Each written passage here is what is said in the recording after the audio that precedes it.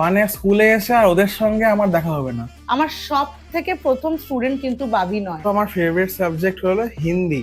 তো একজনের নাম আমাকে নিতেই হয়, আলাক পান্ডে স্যার। তাদের সাথে আমার দেখাই হয়নি। Though I am introvert, but I have made many friends in my school. তো ফ্রেন্ডশিপ একটা অনেক ইম্পর্টেন্ট পার্ট অফ লাইফ। মানে স্কুল মানেই ফ্রেন্ডশিপ, আর ওইটা থেকে আমরা অনেক কিছু শিখি। তো এই জন্য আমি মনে করি যে ফ্রেন্ডশিপ অনেক জরুরি লাইফে। এটা তুই ঠিকই বলেছিস, ফ্রেন্ডশিপ ইজ ভেরি ইম্পর্টেন্ট। আচ্ছা বাবি, অনেকে তো তোর ফ্রেন্ডসরা ক্লাস 10 এর পরে চলে গেছে অন্য স্কুলে, ক্লাস 11-এ। So how do you feel?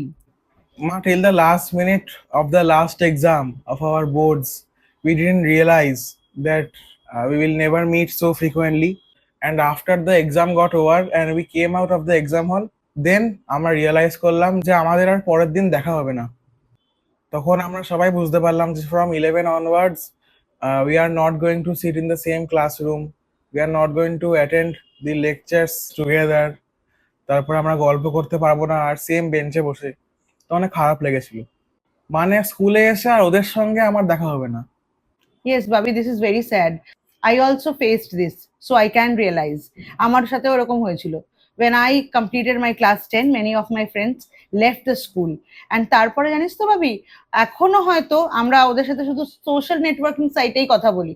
আর হয়তো ক্লাস 10 এর পর থেকে আজ অব্দি তাদের সাথে আমার দেখাই হয়নি। ভাবি, what do you think, career decision should be taken early or later? মানে আমি বলতে চাইছি যে ধর ক্লাস 6-7 থেকে অনেক সময় আমরা, যেরকম আমিও করেছি, জিজ্ঞেস করতে শুরু করে দিই যে ভাবি তুই বড় হয়ে কি হতে চাস। মানে ক্যারিয়ার ডিসিশনটা কি মানে আফটার এ সার্টেন এজ নিলে ভালো হয়? তুই কি বলিস? হ্যাঁ মা, একটা ক্লাস 6 এর বাচ্চা বা তার থেকে ছোট, তো ওরা কিন্তু বোঝে না, কেন কি ওরা একদম ম্যাচিওর হয় না। এবার ওরা কাউকে দেখছে যে সে ডক্টর বা ইঞ্জিনিয়ার, তারপর ওরা মোটিভেট হয়ে যায় যে হ্যাঁ আমিও ডক্টর হব, আমিও ইঞ্জিনিয়ার হব। তখন কিন্তু ওরা রিয়েল নলেজটা জানে না যে ওই সাবজেক্টটা কি, মানে ওটা হতে গেলে কি কি পড়তে হয়। সেই জন্য একটুখানি ম্যাচিউরিটি আসার পরে আর দেখার পরে যে কোন সাবজেক্টটা আমার সব থেকে বেশি ভালো লাগে, তারপরে যদি আমরা ডিসিশনটা নিই, তাহলে আমার মনে হয় একদম ঠিক হবে। ভাবি, অনেকে তো বই পড়তে ভালোবাসে। Do you like to read books? সত্যি কথা বলতে আমি অতটা টাইমও পাই না বই পড়ার। So Bobby, what is your favourite subject and why? আমি বলবো আমার ফেভারিট সাবজেক্ট হলো হিন্দি। মানে সেকেন্ড ল্যাঙ্গুয়েজ বলতে চাইছিস? যেই পরীক্ষাটার আগে তোর ঘুম পায়, যেই পরীক্ষাটার আগে তোর পড়তে ইচ্ছে করে না, যেই পরীক্ষার সিলেবাস তোর কখনো শেষ হয় না, আর যেই পরীক্ষাটা নিয়ে তুই সব থেকে বেশি টেনশন করিস। না না মা, মজা করছিলাম। আমার ফেভারিট সাবজেক্ট আমি বলবো ফিজিক্স। কেন কি আমার ম্যাথসও অনেক ভালো লাগে, আর ফিজিক্সের মধ্যে ম্যাথসও আছে, প্লাস রিয়েল লাইফ অনেক এক্সাম্পল আছে যাতে আমি রিলেট করে করে পড়তে পারি। You have taken science in class 11, but who inspired you to take this stream? যেরকম আমি বললাম, ক্লাস 10-এ অনেকগুলো ভালো ভালো টিচার আছে, তার মধ্যে একজনের নাম আমাকে নিতেই হয়, আলাক পান্ডে স্যার, যার কাছে আমি অনেক ক্লাস 10-এর কনসেপ্টস পড়েছি।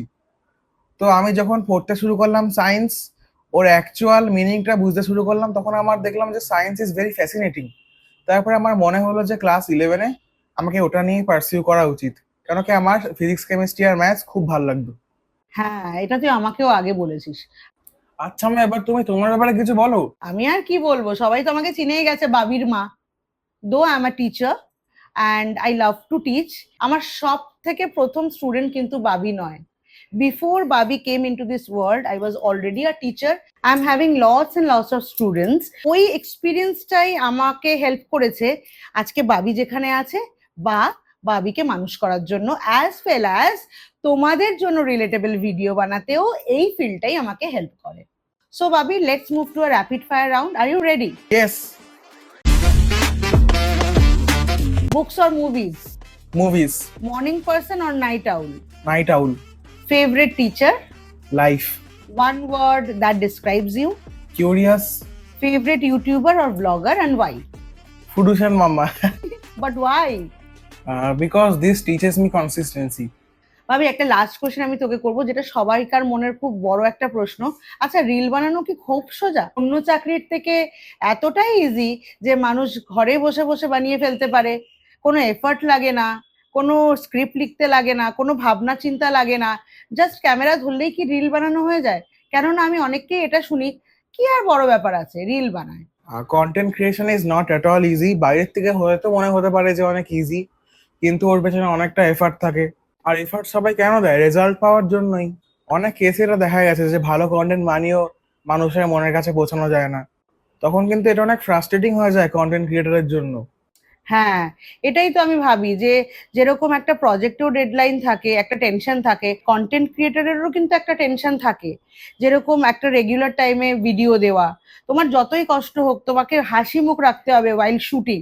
তুমি সেই কষ্টটা কারোর সাথেই শেয়ার করতে পারবে না। এরকম অনেক কিছুই থাকে। যাই হোক, আমাদের সাবস্ক্রাইবার যারা আছে, ফলোয়ার্স যারা আছে, তারা তো অলরেডি, তোমরা আমাদের অনেক ভালোবাসা দিচ্ছ। প্লিজ আমাদের পাশে থেকো, আর ডু লেট আস নো তোমাদের কেমন লাগলো আজকের ভিডিওটা। চলো টাটা। বাই।